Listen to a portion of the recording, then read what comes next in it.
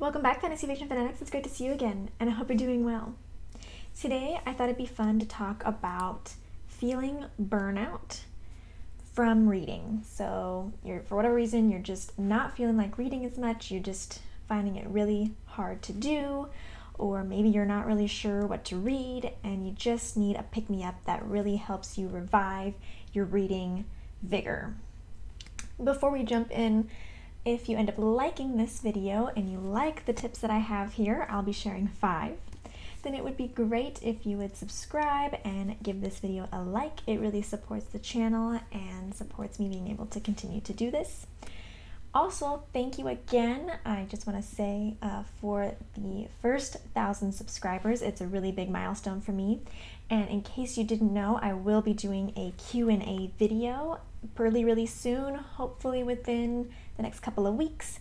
So please leave your questions down below in the comments or however else you want to reach me through social media or the Discord, whatever is fine. Just let me know your questions and I will add it to the list.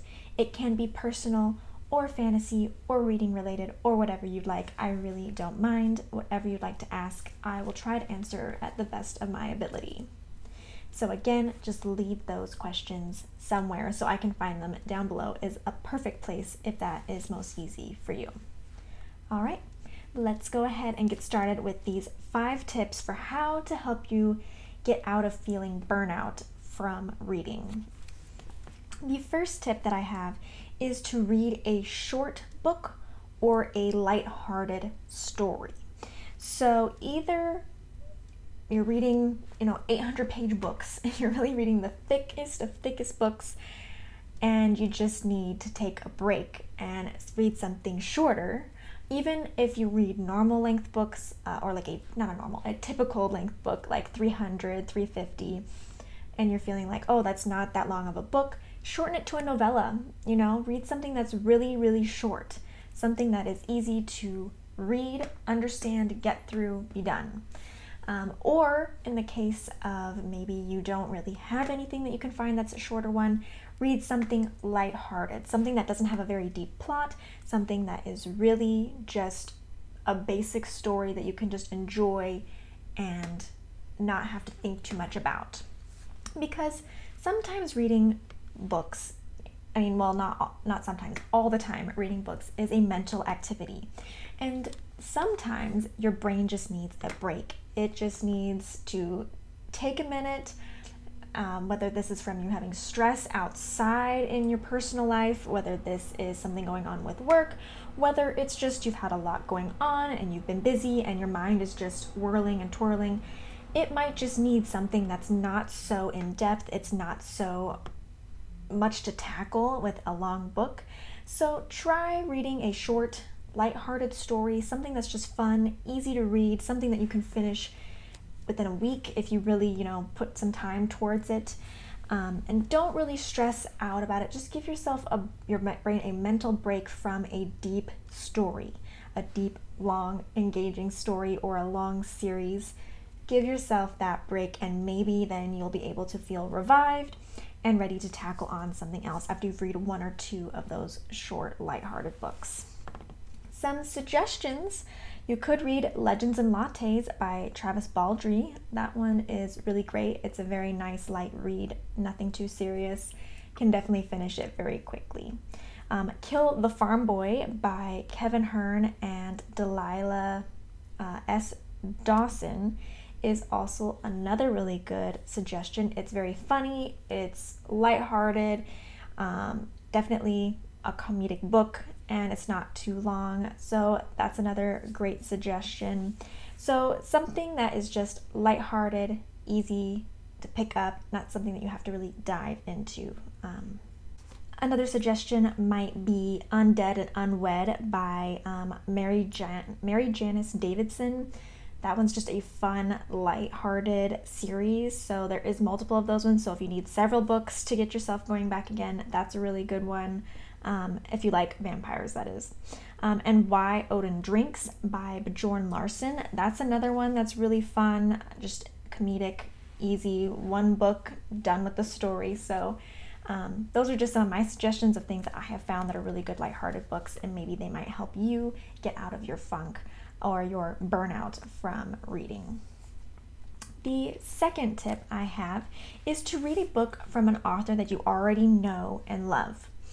So you still want to read something new, you're looking and you're trying to decide what to read next, but you're just feeling like you're struggling. Maybe pick something you already know the author from, like maybe an author just came out with a book, or maybe there's the next one in a series that you've been reading by them, but you took a break, and just come back to it. It can really help you with burnout because you already know the expectation of what you're getting. You already know you like this author. You already know the quality is going to be something that you enjoy. They already have are writing about topics that you enjoy reading about, with characters that you enjoy reading about. So if it's a new series, sure, it's going to be new to you. You're not going to know for sure that you love the characters, but that's always the spark of something new. But you know that this author, and you know that they tend to be consistent and create characters that you enjoy. They have cool stories. If it's a series that you already know, then you already know you love the characters. You just are reading the next part in their story. So this can really help you because it takes away the mental stress of picking something that you know is going to be good. Sometimes burnout can really be because you've read a lot of mediocre books and you're not sure if you're going to pick another mediocre book, and you're just tired of reading something that's not amazing.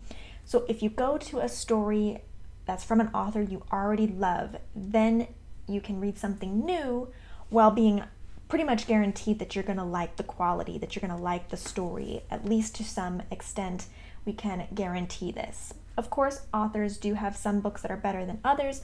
Of course, not every single book in a series is the best of the series, but it is much more likely that you are going to find something that you enjoy and can really immerse yourself in. So it's really, really good to just tap on an author that you have consistently enjoyed and take another look at their list of books. Similarly, in this whole idea of reading something that you already know and can expect good results from, tip number 3 is reread a book that you already know, have already read, and already love. Like, I'm not saying a mediocre book. I'm saying a book that you think is a 5 out of 5 stars, is one of the best books that you have read, and reread it because you already know you love it. Again, it's that thing about not having to stress about finding good quality, about knowing what you're gonna get. You already know what you're gonna get. You've read this book, you love it, and it can help remind you why you love reading. Because sometimes you do need that reminder. You do need the reminder that there are good books out there, and that is why you read, because you love stories like the one that you already love. So reading that book can help you remind yourself and immerse yourself in a story that can then brighten your love for reading again. You can feel reinvigorated. You can be like, yes, this is why I love to read, and you can be more refreshed to go out there and hunt for books that you don't know the quality of, but you can say, hey, maybe this book will be another great find just like this previous book. So sometimes you just need to slow down, revisit something that you already know, you already love, take away the stress of not having good quality books or wondering if it's going to end up being good, and feeling like, oh, I can't tell based on these descriptions or these covers if I'm going to really enjoy a book. Take the guesswork out. Just enjoy going back into a world that you love and have that reinvigorate you to then go on the hunt again to hopefully find another one that is as good as that original book.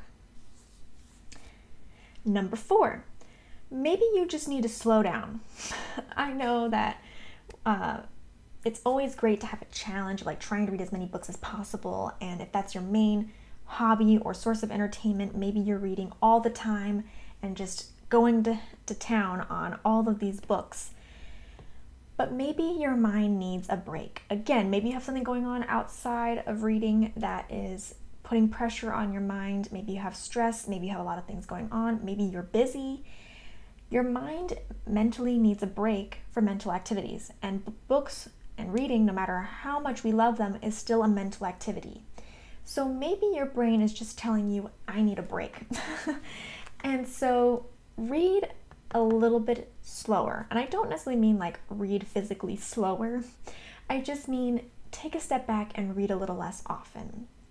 Maybe if you're used to reading 5 days a week, read 3 days a week, or even 2 days a week. And just find another activity that is a little bit less mental, something that's a little bit more freeing for your mind on those other nights that you're used to reading. If you're only used to reading 3 nights, maybe you go down to 1 night a week.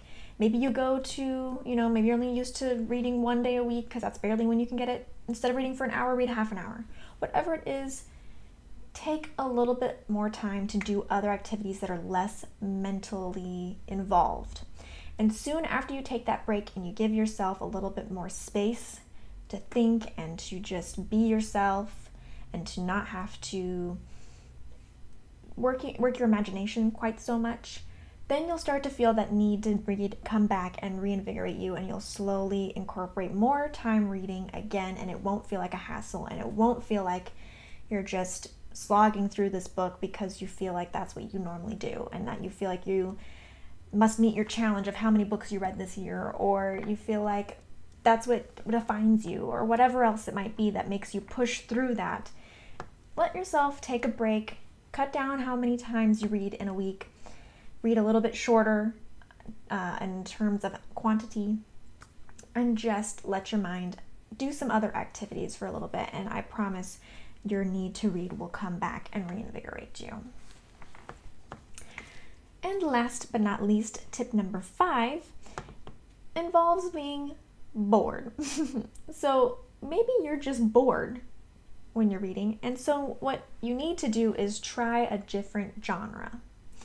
Now, I'm somebody who loves fantasy, and I basically consider myself a fantasy reader, though I do occasionally like reading romance and I do occasionally like reading mysteries. Fantasy is the 95% of what I read.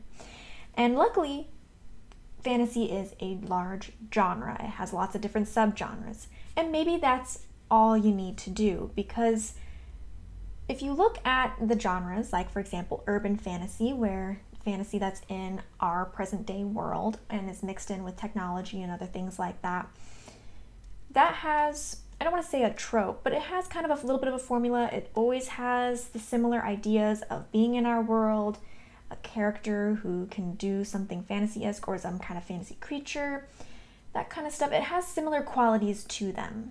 They're great, but if you read too many of the same kind of storyline, it can get boring. You can be like, every single book I pick up is like a carbon copy of the previous one.